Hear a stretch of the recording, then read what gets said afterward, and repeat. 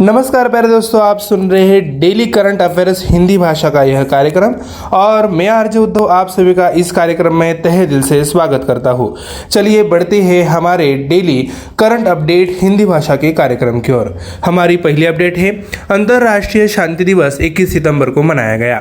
21 सितंबर को पूरी दुनिया में अंतर्राष्ट्रीय शांति दिवस के रूप में मनाया जाता है। संयुक्त राष्ट्र ने 24 घंटे अहिंसा और युद्ध विराम का पालन करने, शांति के आदर्श को मजबूत करने के लिए समर्पित इस दिन का वर्णन किया है।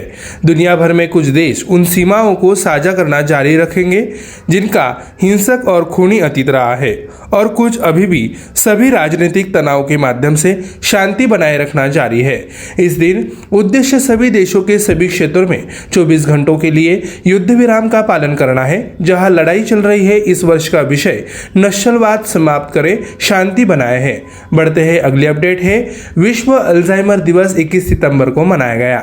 अल्जाइमर और भूलने की आदतों के बारे में जागरूकता बढ़ाने के लिए हर साल 21 सितंबर को विश्व अल्जाइमर दिवस मनाया जाता है। यह दिन जागरूकता पैदा करने के लिए मनाया जाता है। इस बीमारी की गंभीरता के कारण कुछ देशों में इसे पूरे महीने मनाया जाता है।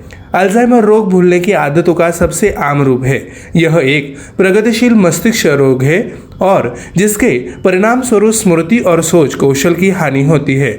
यह मस्तिष्क की कोशिकाओं को नष्ट कर देता है, जो स्मृति हानि, स्मृति परिवर्तन, अनियमित व्यवहार और शरीर के कार्यों के नुकसान का कारण बनता है।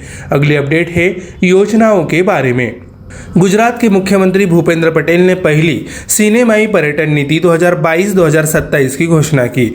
गुजरात सरकार ने अहमदाबाद में पहली बार सिनेमाई पर्यटन नीति की घोषणा की। नीति 2022 से 2027 तक 5 वर्षों के लिए प्रभावी होगी। मुख्यमंत्री भूपेंद्र पटेल ने नीति की घोषणा करते हुए कहा, यह नीति राज्य में फिल्म के बुनियादी ढांचे को मजबूत करने में मदद करेगी।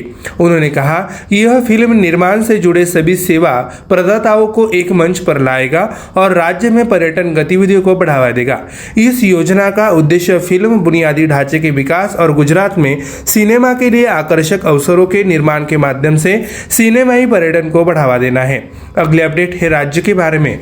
गुजरात में बनेगा राष्ट्रीय समुद्री विरासत परिसर। बंदरगाह, नौवहन और जलमार्ग मंत्रालय गुजरात की लोथल के ऐतिहासिक सिंधु घाटी सभ्यता क्षेत्र में कुल 3,500 करोड़ रुपए की लागत से राष्ट्रीय समुद्री विरासत परिसर का निर्माण कर रहा है। देश में अपनी तरह का पहला परिसर यह केंद्र भारत की समृद्ध और विविध समुद्री विरासत को प्रदर्शित करेगा। इस परियोजना की आधारशिला प्रधानमंत्री नरेंद्र मोदी ने रखी थी। इस परियोजना के चरण 1 को मार्च 2024 तक पूरा करने का लक्ष्य रखा गया है। अगली अपडेट है बैंकिंग के बारे में। HDFC बैंक ने भारत की पहली इलेक्ट्रॉनिक बैंक गारंटी जारी की। HDFC bank national e governance services limited के साथ साझेदारी में इलेक्ट्रॉनिक बैंक गारंटी जारी करने वाला भारत का पहला बैंक बन गया है। EBGNESL पोर्टल पर API आधारित डिजिटल वर्कफ्लो के माध्यम से जारी किया जाएगा। HDFC बैंक के संचालन में समूह प्रमुख ने कहा कि डिजिटलीकरण उनकी दृष्टि के लिए एक आवश्यक प्रवर्तक है, जिससे एक विशिष्ट ग्राहक अनुभव प्रदान करने वाले बैंक के रूप में पहचाना जाना है। बैंक गारंटी जारी करने का डिजिटलीकरण MSME के लिए व्यवसाय करने की दक्षता बढ़ाने की दिशा में एक परिवर्तनकारी कदम है, जो बैंक गारंटी के लिए महत्वपूर्ण आवेदक है। बढ़ते हैं अगले अपडेट की और यह अपडेट है अंतर्राष्ट्रीय के बारे में। किंग चार्ल्स ने विलियम और केट को वेल्स के प्रिंस और प्रिंसेस के रूप में नामित किया। ब्रिटेन के राजा चार्ल्स ने हाल ही में अपने सबसे बड़े बेटे विलियम और बहू केट को प्रिंस और प्रिंसेस ऑफ वेल्स की उपाधि से सम्मानित किया है, जो कि उन्होंने और उनकी दिवंगत पत्नी डायना ने पहले धारण की थी। अपनी मां महारानी एलिजाबेथ द्वितीय की मृत्यु के बाद राष्ट्र के नाम अपना पहला भाषण देते हुए चार्ल्स ने कहा कि उन्हें अपने उत्तराधिकारी विलियम को प्रिंस ऑफ वेल्स बनाने पर गर्व है, एक पद जो चार्ल्स के पास 1958 से था। अपने भावुक भाषण में उन्होंने अपनी मां के निधन पर शोक व्यक्त किया, जिसके बाद उन्होंने सम्राट के रूप में नई जिम्मेदारी भी संभाली है। बढ़ते हैं अगली अपडेट है अर्थव्यवस्था के बारे में। चिप निर्माण के लिए वेदांता और फॉक्सकॉन गुजरात में 1.54 लाख करोड़ का निवेश करेंगे। खनन समूह वेदांता और ताइवान की इलेक्ट्रॉनिक्स निर्माण कंपनी फॉक्सकॉन गुजरात में भारत का पहला सेमीकंडक्टर संयंत्र स्थापित करने में अब तक का सबसे बड़ा 1.54 लाख करोड़ रुपए का निवेश करेगी। सेमीकंडक्टर चिप्स या माइक्रोचिप्स कई डिजिटल उपभोक्ता उत्पादों के आवश्यक हिस्से हैं। कारों से लेकर मोबाइल फोन और एटीएम कार्ड तक 2021 में भारतीय सेमीकंडक्टर बाजार का मूल्य 27.2 बिलियन अमेरिकी डॉलर था और 2026 में 64 बिलियन डॉलर तक पहुंचने के लिए लगभग 19% की स्वस्थ CAGR से बढ़ने की उम्मीद है, लेकिन इनमें से कोई भी चिप्स अब तक भारत में निर्मित नहीं है।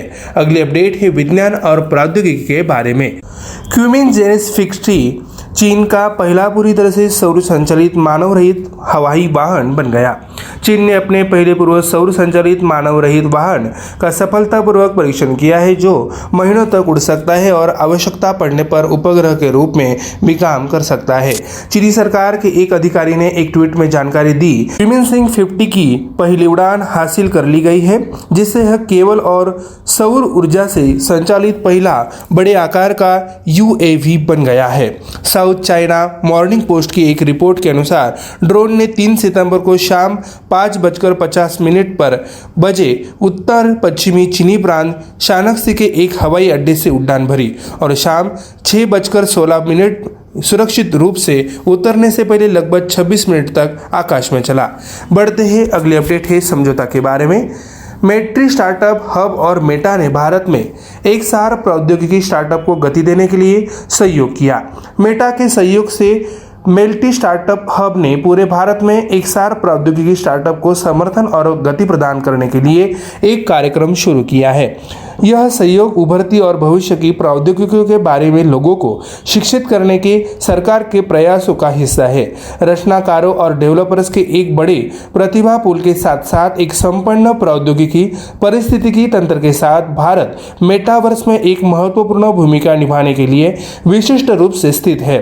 डिजिटल उत्पादों की बढ़ती मांग को पूरा करने के लिए पूरी दुनिया इसे आपूर्ति, प्रौद्योगिकी, नवाचार और प्रतिभा के लिए देखती है। अगली अपडेट है आखिरी अपडेट समझौता के बारे में। IBM और IIT मद्रास ने भारत में क्वांटम कंप्यूटिंग को बढ़ावा देने के लिए सहयोग किया। भारतीय प्रौद्योगिकी संस्थान मद्रास IBM क्वांटम नेटवर्क में शामिल हो गया है और ऐसा करने वाला पहला भारतीय संस्थान बन गया है। IIT मद्रास को अब IBM के सबसे उन्नत क्वांटम कंप्यूटिंग सिस्टम के लिए क्लाउड आधारित एक्सेस मिलेगा। IIT मद्रास में centre for quantum information communication and computing को quantum machine learning, quantum optimisation of finance में एप्लीकेशन रिसर्च जैसे अनुसंधान क्षेत्रों में कोर एल्गोरिदम को आगे बढ़ाने पर ध्यान केंद्रित करने के लिए विकसित किया गया है। प्यारे दोस्तों, हमारा डेली करंट अफेयर्स हिंदी भाषा का यह कार्यक्रम यहीं पे समाप्त होता है। मैं आरजे उद्धव आपसे लेता हूँ इजाज़त। तब तक के लिए ऐसे ही बने रहिए और सुनते रहिए हमारा प्यारा radio MPSC Guru, spread the knowledge, powered by spectrum academy. धन्यवाद।